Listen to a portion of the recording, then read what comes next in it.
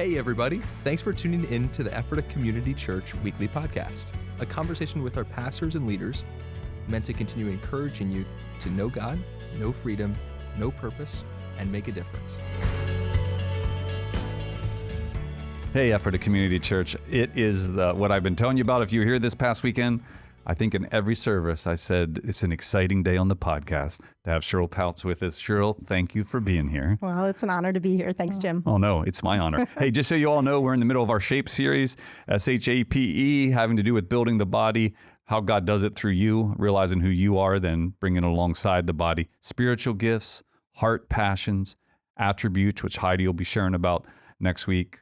Not just attributes. Sorry, what's the word I'm looking for? Abilities. That's the word I'm looking for.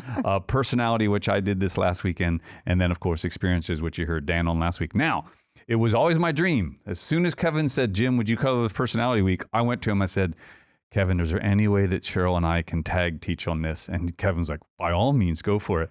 But Cheryl had an appointment she had to handle. Cheryl's a business owner and her business had her busy this weekend. But Cheryl, so sad you couldn't be with me yesterday, but I'm glad this worked out. Welcome. Yeah, thank you so much. So tell me, the reason I wanted you up there is because I know a little bit about your world. I know a little bit of how you care deeply about people showing up as their best selves. You're thrilled with who God's made people to be. You're an expert at moving people through it. I think I even said over the weekend that Cheryl coached me for a season when I went through a program that she's a part of. She was assigned as my coach. Absolutely loved it. Helped me to identify what we're going to talk about in a bit, the balcony in the basement and then the derailers that come with it. Just absolutely enjoyed it. But what have you been thinking as we've gone through this SHAPE series? How's it impacted you? Well, for me personally, because it aligns so well with my greatest passion, and that is for people to really learn to discover who God designed them to be, and then not only to know about it, but actually grow it, to be intentional about optimizing it, and then ultimately unleashing it, using it in kingdom advancement, because ideally, I believe that we've all been created uniquely, and Scripture backs that for purposes. And as we begin to learn that and discover that, that's when we can really make the biggest impact in the kingdom. Oh, I think so. Yeah. You know, you shared a quote with me earlier today that I just thought was so good, right? Do you mind if I read it? Absolutely. I'm going to go for it. It's by St. Augustine, or Augustine. Men go abroad to wonder at the heights of the mountains, at the huge waves of the sea, at the long courses of the rivers, at the vast compass expanse of the ocean, at the circular motions of the stars, and they pass by themselves without wondering. I just love Augustine saying the most amazing thing on this earth is the way God designed people. You love that quote, or you wouldn't have brought it up. I do love that quote. What works for you? I love that quote mostly because I think all of us can relate to the fact that we love nature. Like usually you have somebody who's loving the mountains, or they love the beach, or they love all of it. And we do. We stand in awe and wonder of God's creation around us. We are in awe of the stars and just all those things that we take in around us. But when you really stop to think about it, we are the crown of his creation. And so many times we are so taken and in awe and wonder of the things around us, but we fail to see ourselves. We fail to see that God has created humans for his pleasure, and that there's awe and wonder in who we are. I'm going to go off script. Why do you think we do that? I have theories. I don't think we've been permissioned to sit and look at ourselves a little bit. We'll talk about it a little bit later. I think there's different views of whether it's a prideful thing to do or something like that. But I've often wondered why we don't find the wonder in how he's made us. Yeah. I would be able to pick up a thought on that for you. You better. So That's why you're here. My thought would be this. I really feel like it's an area that the enemy would love to keep us trapped. He doesn't want us to discover those things. He doesn't want us to even reflect back on who we are and how we've been designed, because if he can keep us entrapped, we will never be fully unleashed to do all that all that God's designed. Certainly, for us. you'll never be able to walk into full authority that he has for you because of that. I shared something I know you were there Saturday night, you and your hubby. Sunday, I added something about why I think God puts so many personalities into this world. And I shared hey, imagine how easy it would be for the enemy just to destroy the church if we were all exactly the same. He just put his landmines right down the middle of the road, right? And he just boom, boom, boom, boom, boom. Instead, the church, I shared the quote that G.K. Chesterton, someone who helped lead C.S. Lewis to the Lord, he was asked, what is the church? And he said, the church, it's like a chariot pulled by a team of wild horses that only God can control. And that's personality is a part of that. Yeah. The streams of the church, I know you care about personalities, the role that it plays in that. God is a God of difference, and it somehow results in beauty when we live together in unity. I think it delights him, right? And so let's just chat a little bit about that. You, on the personality, because Cheryl, you could be an expert on, I think, every single one of the SHAPE. As a matter of fact, I know you are a content expert on all those things, but particularly around personality, I threw out this thought, hey, it's one of the most innate of all the things. I don't even know when God decides which spiritual gifts you're going to get. I do know this. Your wiring is done in the womb in some ways. Am I crazy to say how much of it is innate, right? Yeah. Oh, no, absolutely. I believe very much that part of our divine design from God comes innately in us when we're being created, being knit together in our mother's womb. You know, even reflecting back on how we look at creation and we're so awed by it. And then you think about Psalm 139, where it talks about how we were knit together in our mother's womb. And I recognize that all these things that we're in awe and wonder about that are around us were spoken into being at creation, but not us. We were knit together. We were formed by the hands of God. Oh, that's such a good point. And so there's just so much beauty in that, but I really think we somehow resist it, or we don't recognize it, how incredible it really is. And so, just that whole thing of course, there's intimacy in God even speaking over all of creation, but You're right. David is reminding but when it came to you, there was a knitting, right? And that imagery alone is profound, right? Yeah. I love it. Now, I want to hear a little bit from you, because you work with so many people around the topic of how their personality plays into their everything, life choices, the way they do relationships, the way they show up in vocational places. You've learned that also personality can be shaped by other things too. I mean, there's an innate wiring, but then it faces the world, right? So what are some of the things you've seen that we should be factoring into what shaped personality? Yeah, absolutely. One of the things that obviously affects us, and Dan talked about this some in his sermon on experiences, we find that trauma, particularly difficult scenarios that people have walked through, especially in their childhood, can really create what I would call adaptations to the natural innate way that God's designed them. That's a good word. So those adaptations could be an example of that might be that someone who has been innately designed to be an extrovert, someone who loves to share their ideas, someone who's really outgoing, who sadly may find themselves in a family environment where someone's abusive. There's a parent that's abusive. And because of that, that child makes an adaptation to their life to say, I can't speak up. I can't speak out. I need to remain quiet. I'm gonna kind of go hide in my room, which is not at all innately what they're wired to do. But that adaptation has been set in place for their safety and their preservation, really. Right. Yeah. And so we can all find things in our lives where we make adaptations due to things that have happened to us. And my encouragement to anyone who may be walking in that, sometimes people just feel like, I don't even know who I am. And sometimes it's come out of that, not always. But my encouragement to them would be to seek healing. Yeah. God wants to bring that healing. We talked about that, when Dan talked about experiences. And so that's really important, because I want us to get back to how were we designed, because that's where we're going to find the greatest fulfillment, is stepping into how we've been wired and living it out fully, because that's what the Creator intended. What do you do with people who, I love how you said this as we were preparing for this, hey man, there's no bad personalities, right? Some people look at their personalities and don't see as much hope and beauty in it as you might, right? Talk a little bit about that there's no such thing as a bad personality. Yeah. So when people talk about personalities, and I think Myers-Briggs is that's a personality assessment that people can take. In fact, there's one online that's free. It's called 16 Personalities. It does the MBTI and gives you tons of information. But there's lots of personality assessments out there. There's the DISC. There's the Enneagram, and there's so many opportunities for you to learn through those type of assessments. But what I would say is, no matter what your personality is, and so in Myers-Briggs, it gives you 16 possible answers to who you are, which is kind of fun, because it's probably the most diverse one that I've encountered, and I really enjoy that particular one. But what I will say is this: every one of us has been made in the image of God.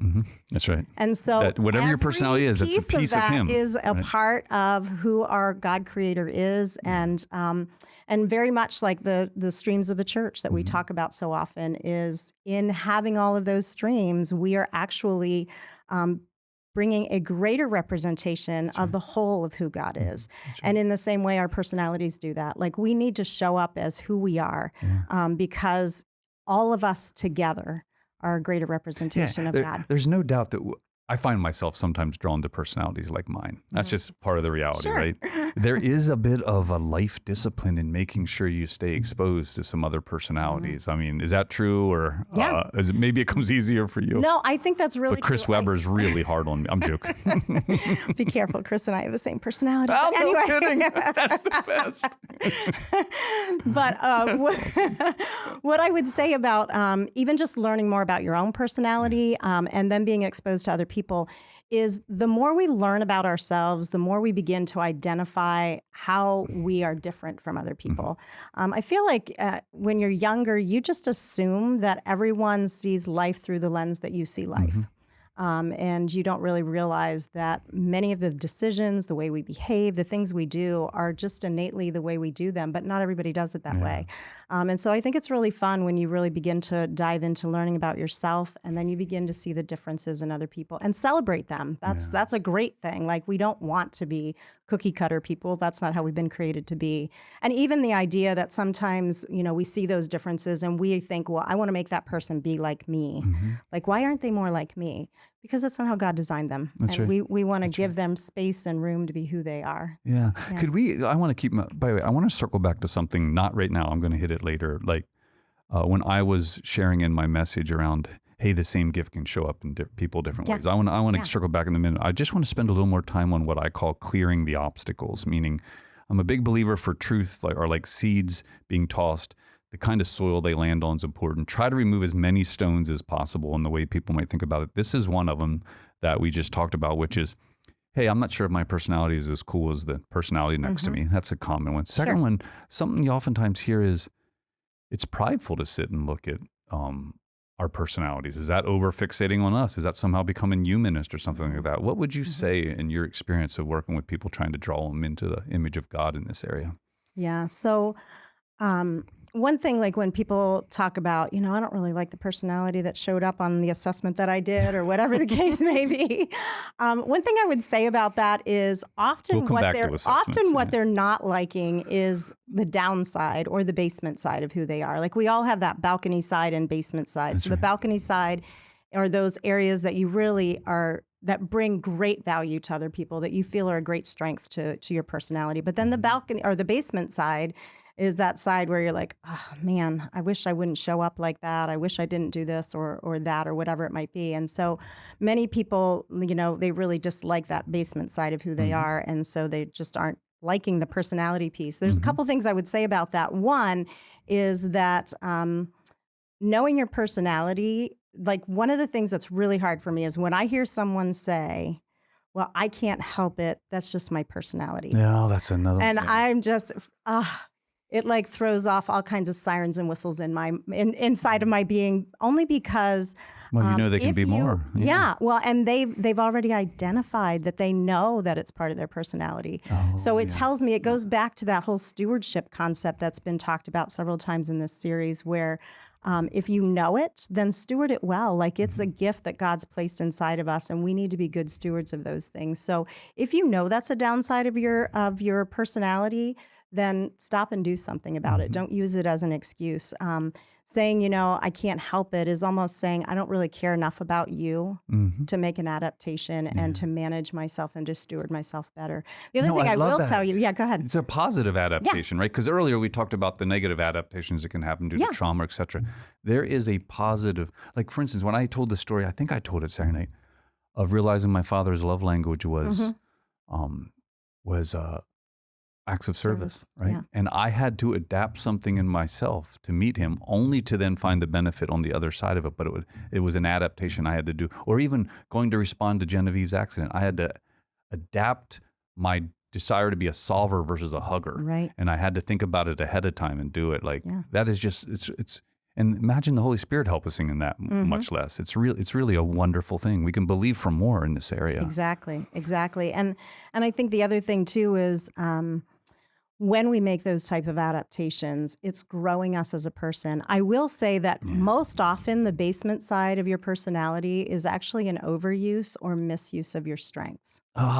So that's so good. It's just, again, it's a stewardship thing. How are we balancing the stewardship that we have? You know, we in the church here, we talk about we steward word and spirit. Like, how do we steward that?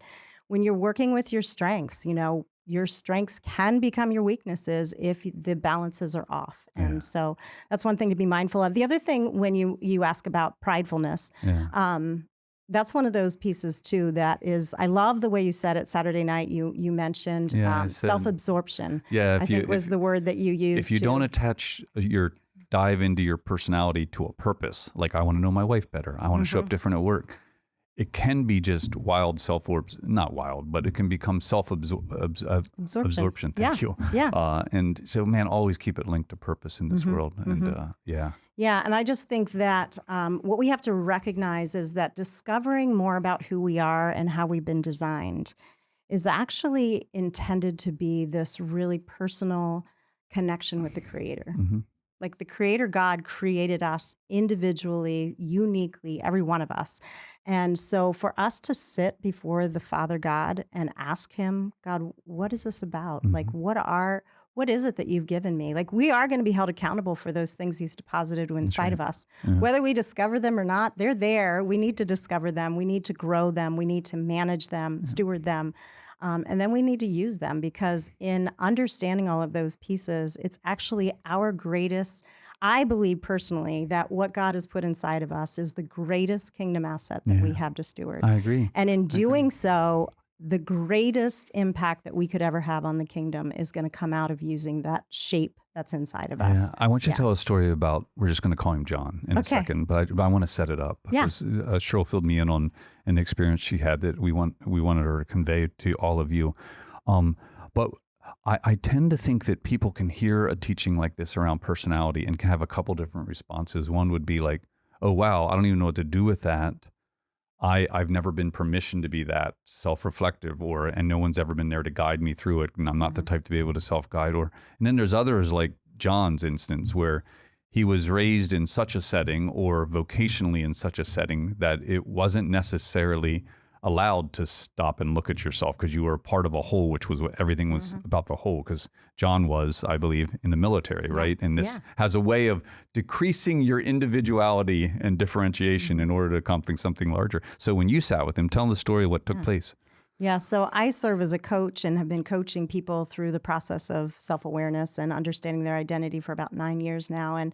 And John is an individual who has served in our military, in the U.S. military, for decades. He just recently retired from the military as a leader in the military. And he is walking through this process as part of a requirement that he has in a seminary that he's attending. Anyway, we sat together on a conference call to talk about his personality and all these pieces of shape. It's the whole pieces that we're looking at. But anyway, in that, initially, John had maybe 2 sentences to describe himself. And this is coming after 5 assessments that he's done on himself about all different kinds of things. And he pulls up 2 sentences, and that was it. And he has 100 words. And we do this thing called the identity overview statement. He had 100 words to describe himself, and it was a couple sentences.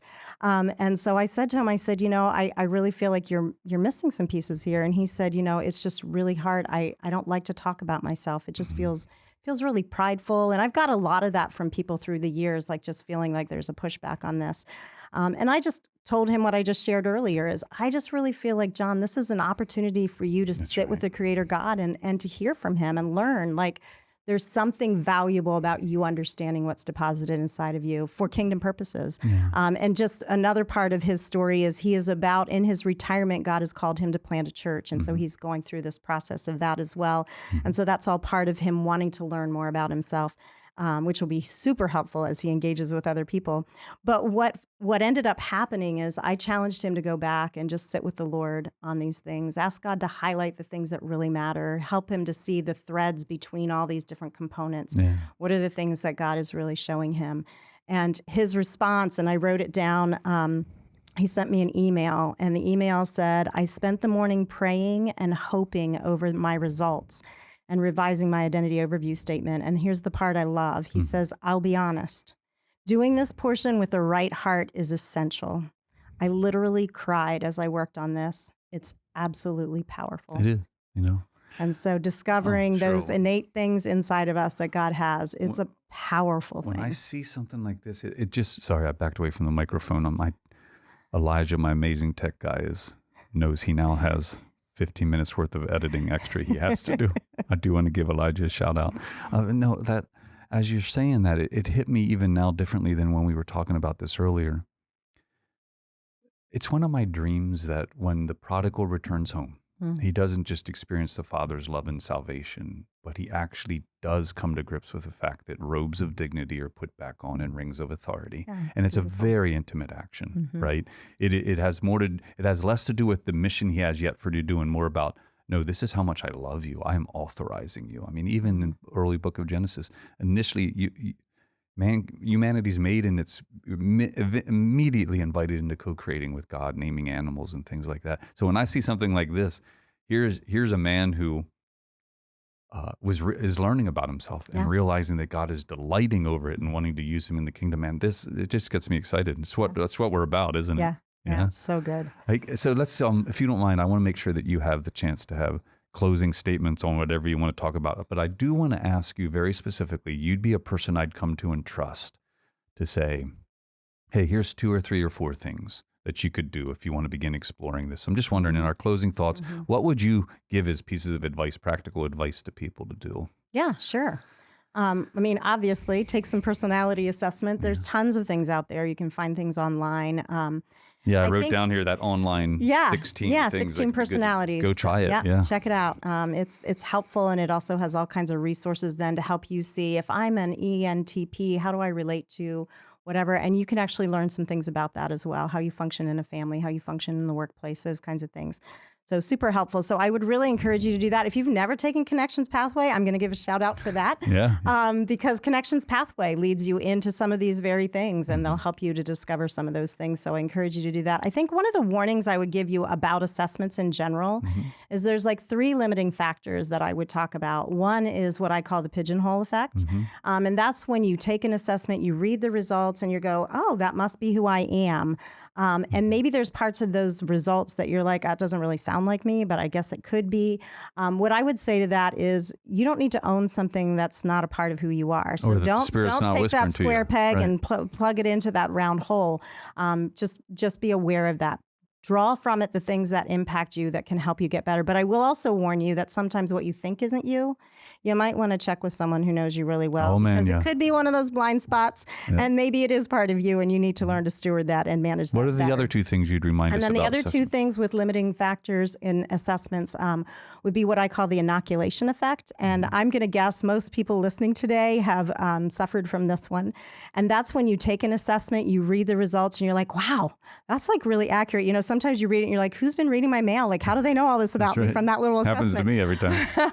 But what I would say about that is they'll read that, they'll be like, yeah, this is really accurate. They'll throw it in the file, and it never impacts anything of how they do life. Just the tiniest bit, which ultimately is, it's not just about one thing, right? Right, exactly. So the inoculation effect is that idea that, oh, I've seen it now, tossed it in, and you might even say to that person, hey, what were your results on such and such? And they'd be like, oh, I remember I took that 5 years ago. If that's what they've said to you, it's not influencing or impacting anything of how they're doing life today.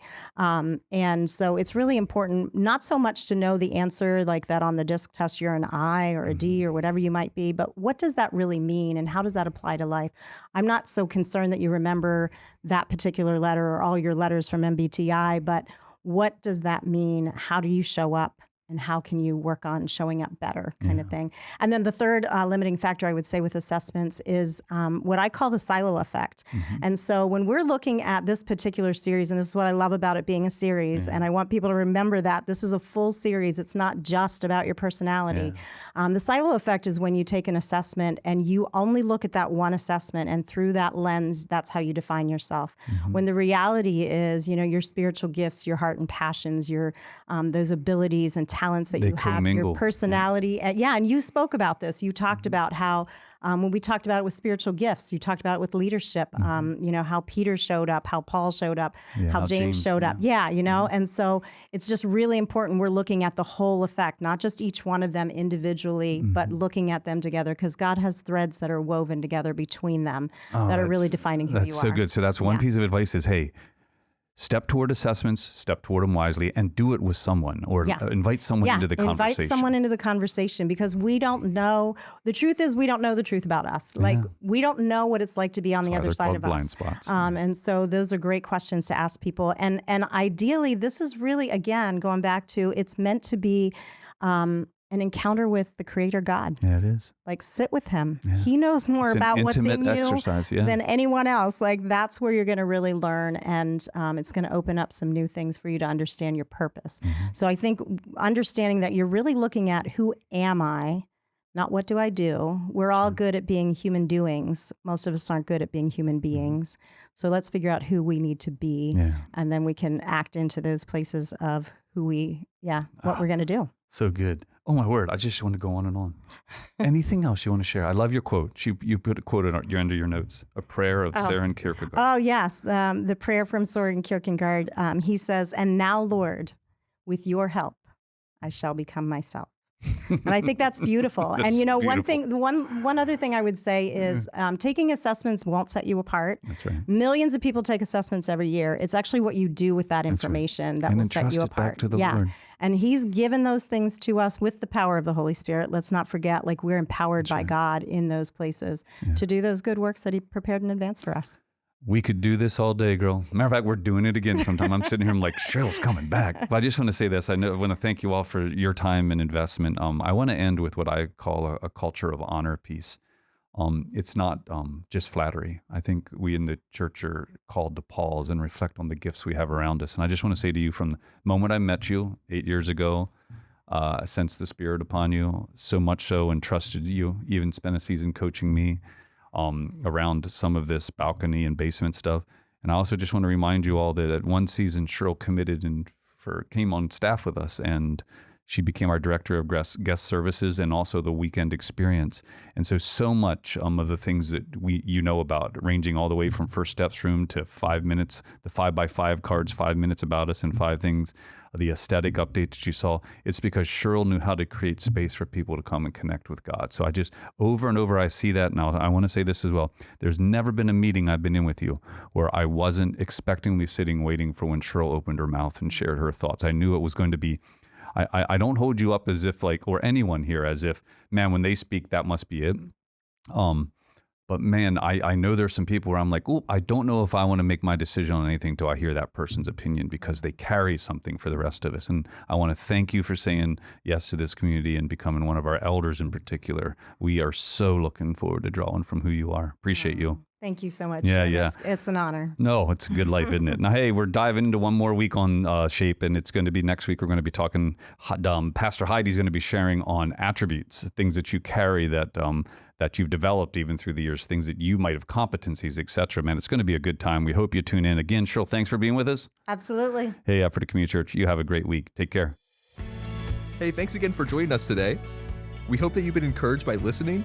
You can listen to previous episodes, find additional resources, and of course, learn more about us at effortofcommunitychurch.com.